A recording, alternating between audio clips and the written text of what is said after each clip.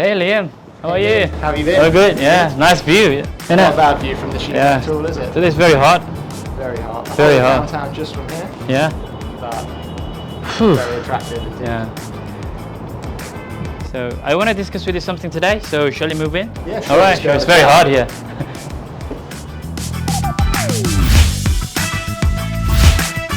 Hello Liam, welcome to today's interview. Thank you very much. How are you? All good? Yeah, I'm good, thank you. Today I want to discuss with you about Dubai's real estate trend, especially focusing on the British investors in Dubai. Perfect. I look forward to discussing it in depth with you. Yeah. To begin with, I want you to introduce yourself and your role in Allsop and Allsop. Sure. So I've been here with Allsop now for around 3 years. Mm-hmm. I'm a senior development property consultant with Allsop and Allsop, who have been established in the market here in Dubai for around 15 years now. Mm-hmm. They pride themselves on the service that they give to the customers, while still being one of the largest brokerages within Dubai. That's interesting.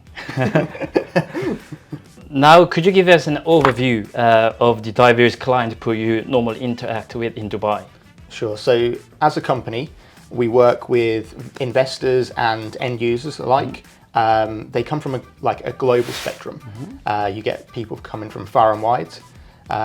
Primarily as a British company, we have a lot of British clientele, naturally. So 25% of our clients are actually British. Mm-hmm. We also have a large majority of both Indian and Russians as well as the rest of the market, which sees quite a large proportion of Chinese clients at this moment in time.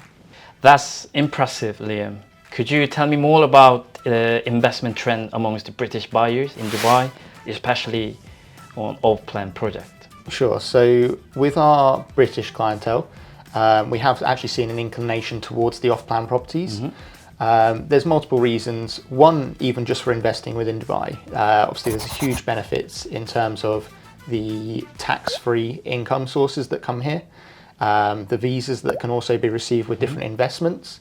And also just the lifestyle that you get within Dubai. With regards to off-plan, we see a lot of British investors going down that route. There's multiple different benefits with that as well. So with off-plan, we generally see at handover times, we see them being able to resell at a large profit. And also with the payment plans that are on offer, it means there's not a lump sum or a mortgage required up front. They can break down the payments gradually. Even if they're in the process of being in the UK and then moving over, then they've got time where they're paying off the property from overseas, and as it gets towards time of handover, they're able to move over here if they plan to live in it, or resell and then use those funds however they choose to. Interesting, Liam, really indeed.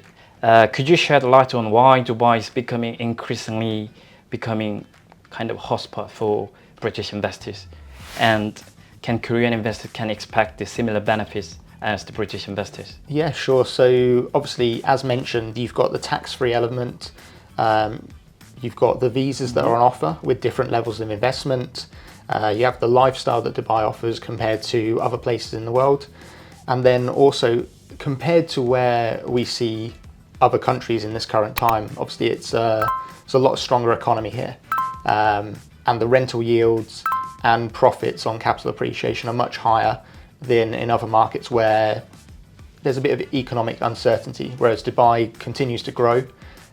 We've seen it since COVID, where their plans from the government have brought it out of COVID as one of the strongest countries in the world.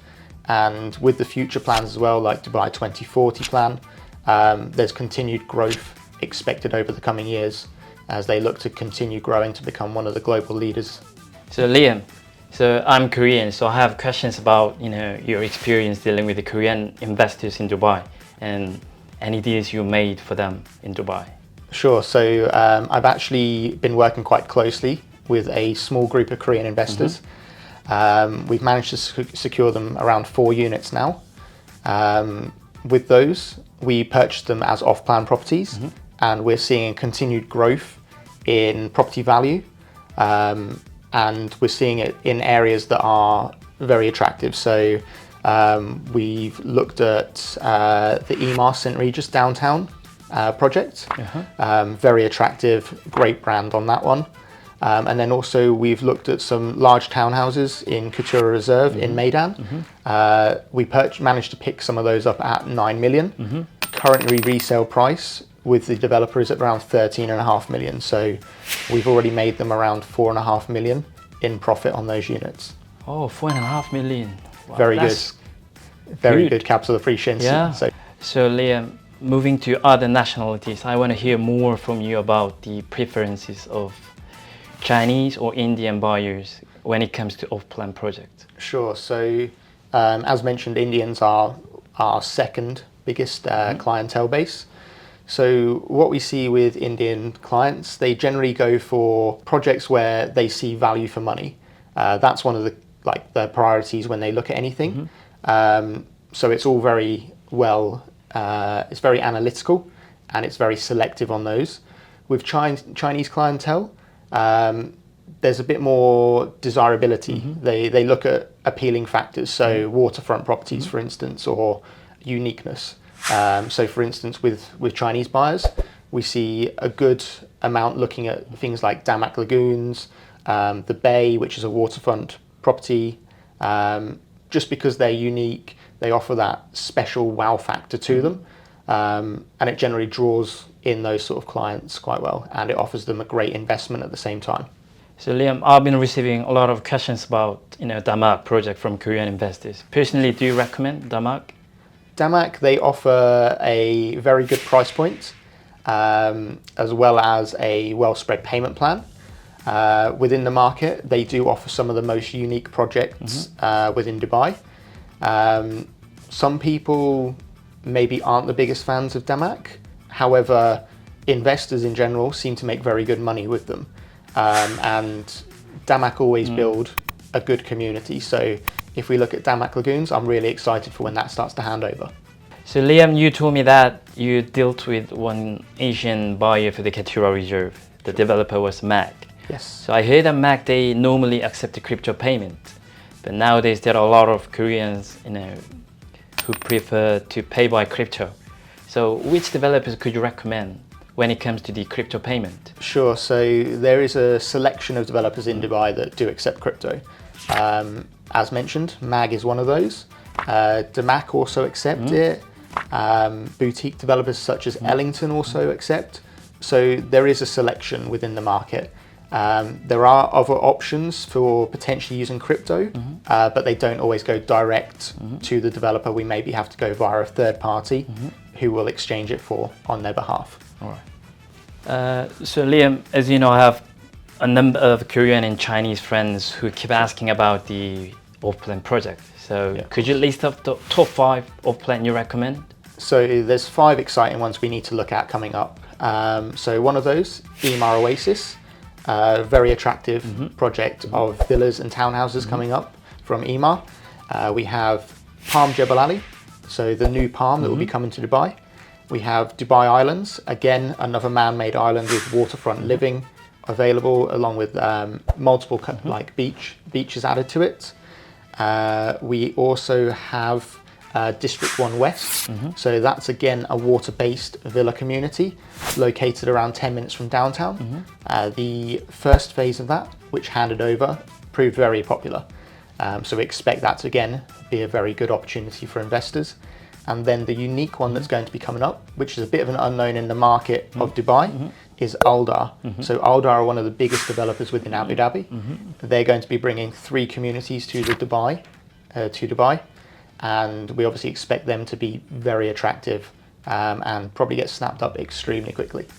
Yeah, personally I'm from Abu Dhabi, so I'm very curious about their upcoming project, because Aldar, I know they are based in Abu Dhabi, but it was surprising, that Aldar is launching their own project in Dubai. So let's say Koreans, they want to invest in Aldar. So there will be any significant difference from other developers? So one thing we see with Aldar is they generally do very attractive payment plans. They normally offer like a more attractive rate, so less of the funds are required during the construction phase and more of it on handover. This is one of the benefits of having a very cash-rich developer who obviously is very established in the Abu Dhabi market, and I'm hoping they bring that blueprint across to Dubai. Right.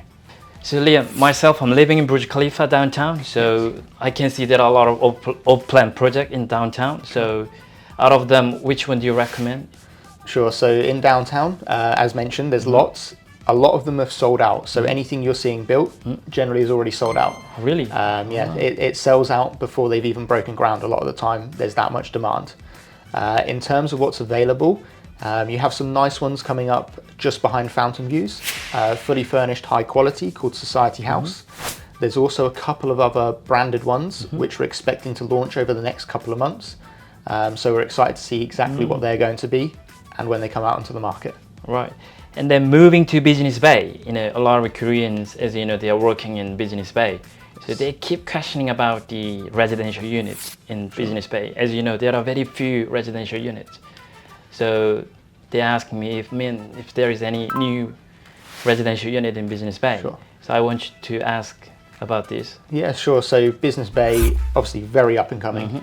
There's a lot more available plots and a lot more projects coming up in there in compared to downtown. However, we are seeing it like moving rapidly. A lot of the waterfront plots and projects have now been launched, and to be fair, the price point in Business Bay has gone up exponentially over the last 2 years. So we continue to expect that to grow as it develops more and more. There will be a flurry of residential units coming onto the market. The first towers really are going to be starting to hand over end of this year through 2024. And then I think by the time of 2025, 2026, we'll be seeing most of Business Bay fully developed. So Liam, lastly, I want to ask about the purchasing the plot. Sure. Because as you know, I have a lot of friends working as developers. So whenever they came to Dubai, they asked me about how I can purchase the plot for a reasonable price. And then because they want to build a high-end villa. So for those kinds of clients, which area do you recommend? So we've obviously got some major developments about to launch. In time, once we get more information about Palm Jebel Ali, that will be a very attractive area to be purchasing a plot and building on.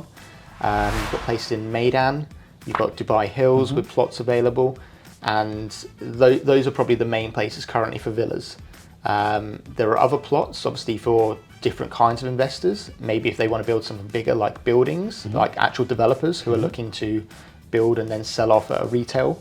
There's even plots where they can buy within like a master community, build their own townhouses and then sell them off retail that way.